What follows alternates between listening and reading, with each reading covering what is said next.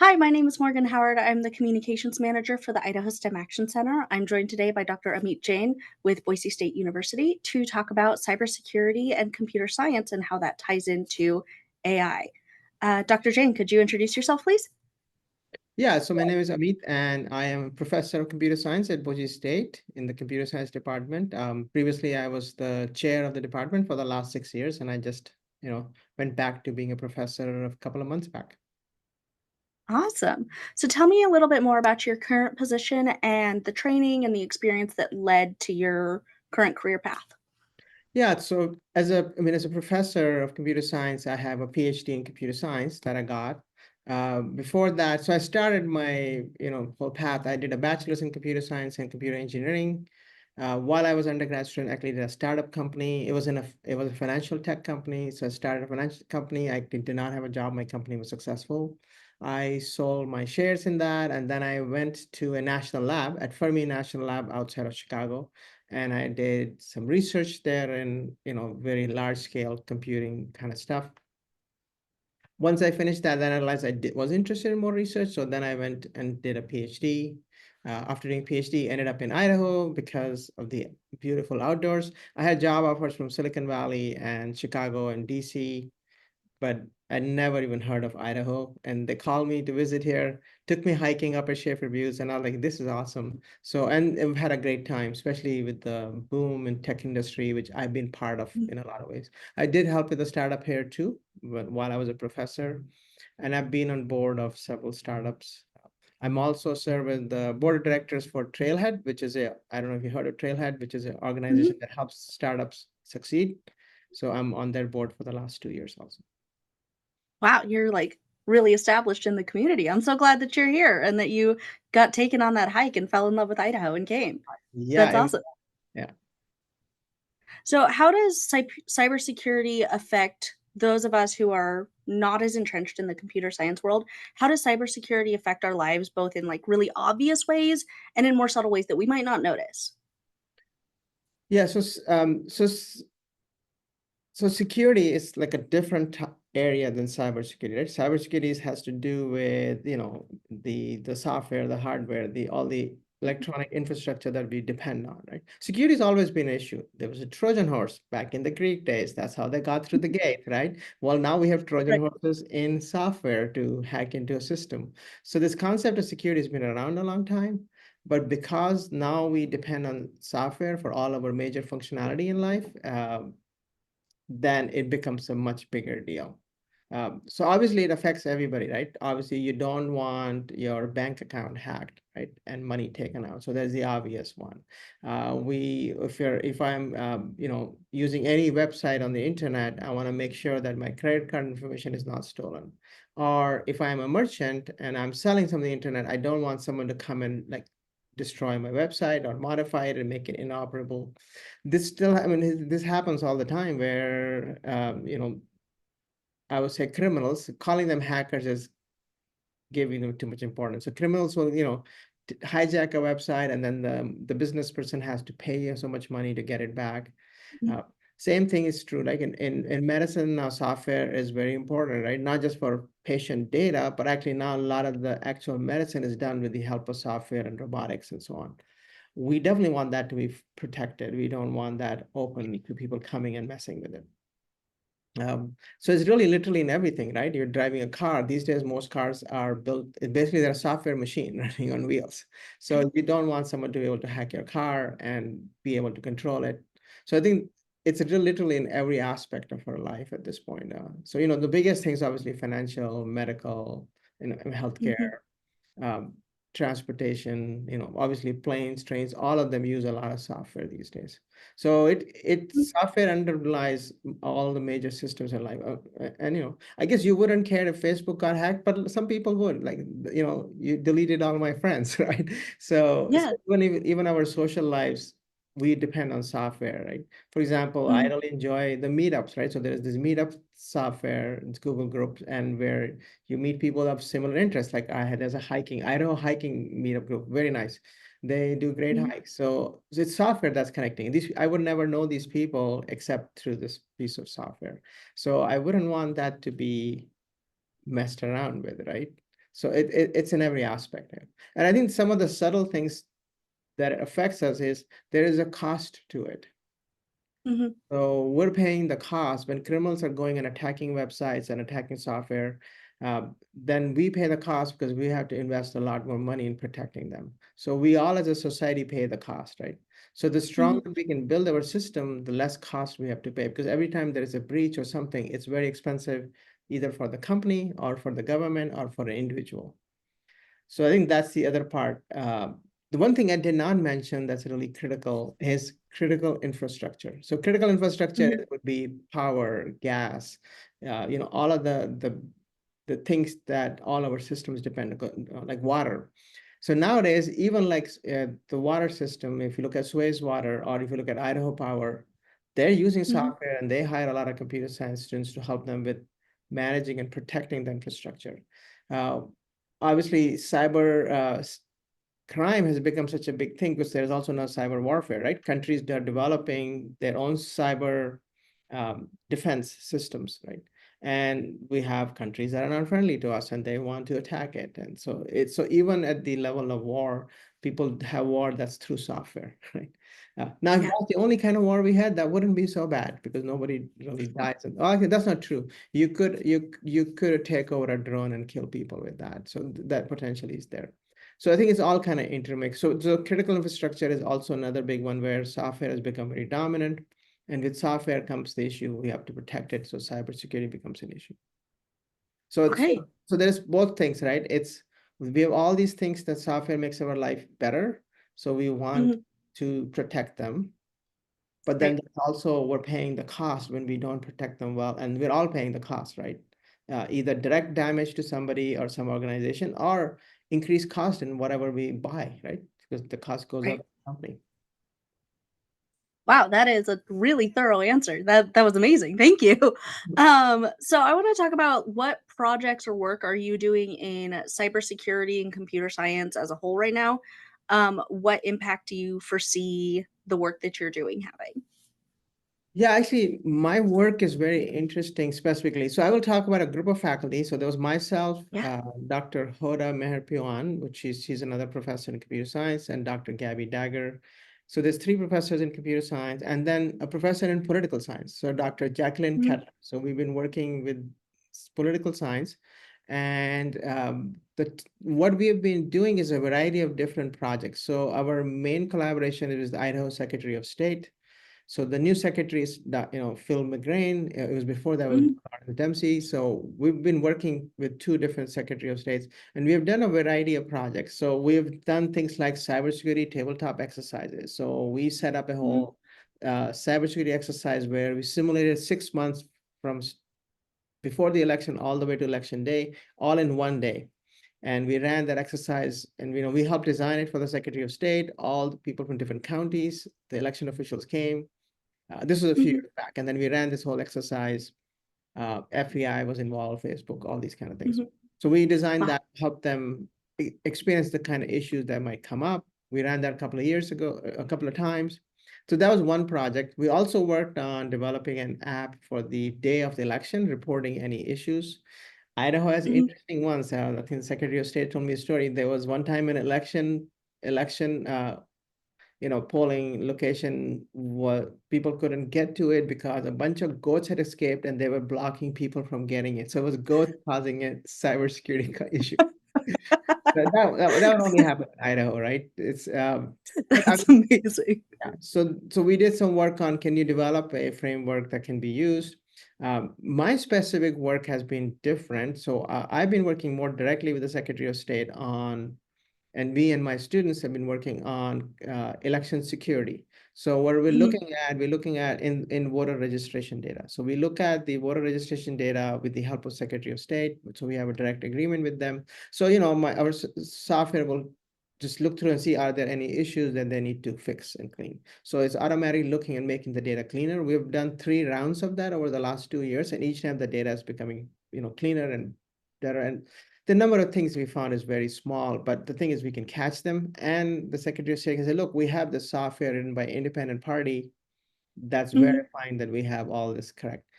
That's one aspect. The second aspect, of course, AI. So we're using machine learning and AI to also look at the data to see if anybody's attempting to intentionally change it, right? Mhm. So that is still a research topic. What we hope to do is produce a tool that they can run the tool and say, oh, these 50 records look suspicious. We need to investigate them more.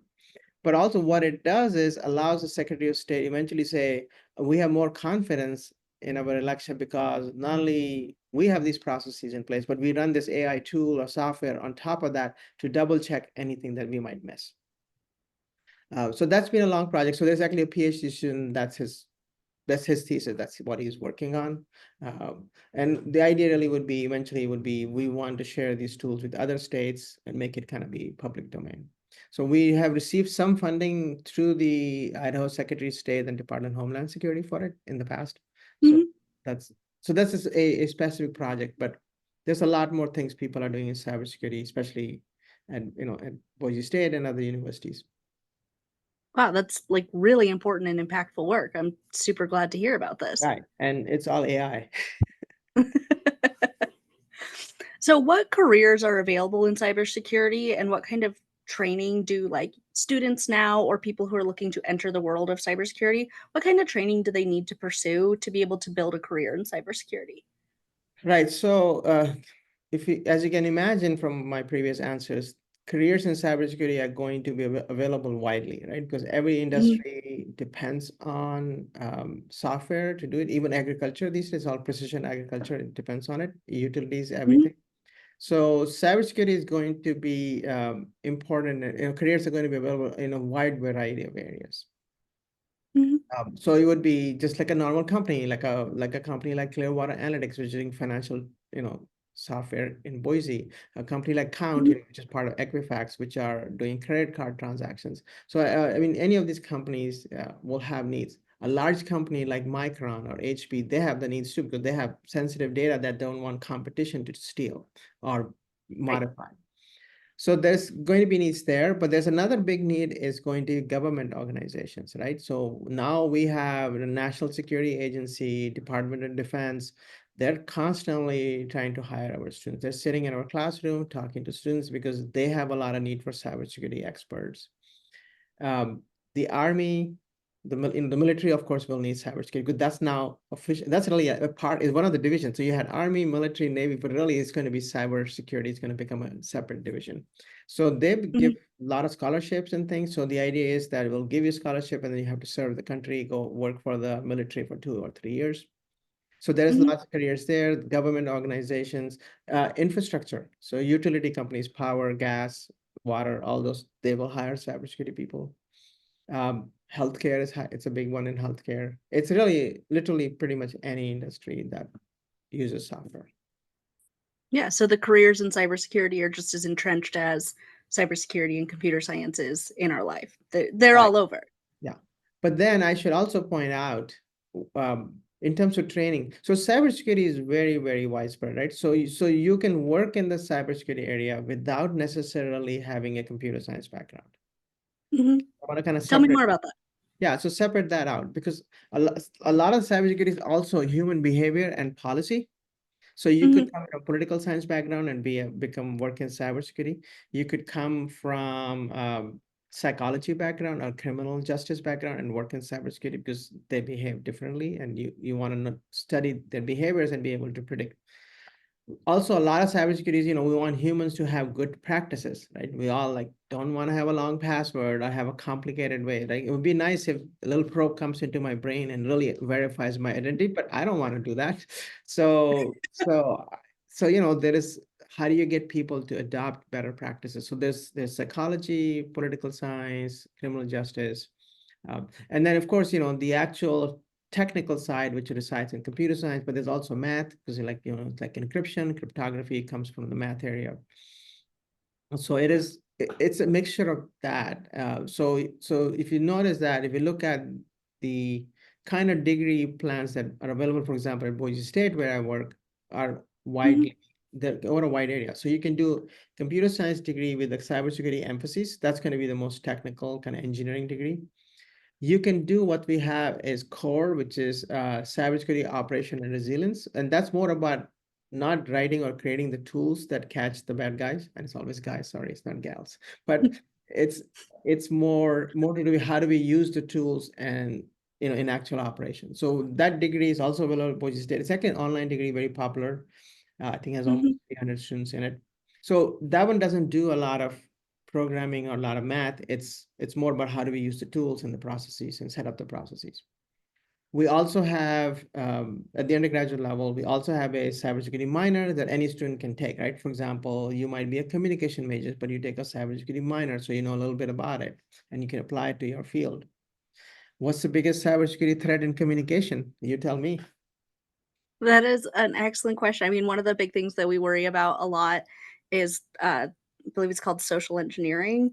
Mhm. Basically, all these ways that people can attack you just through, like you said, these simple behaviors. Like we don't want to have a long password. We want to have something that's easy to remember.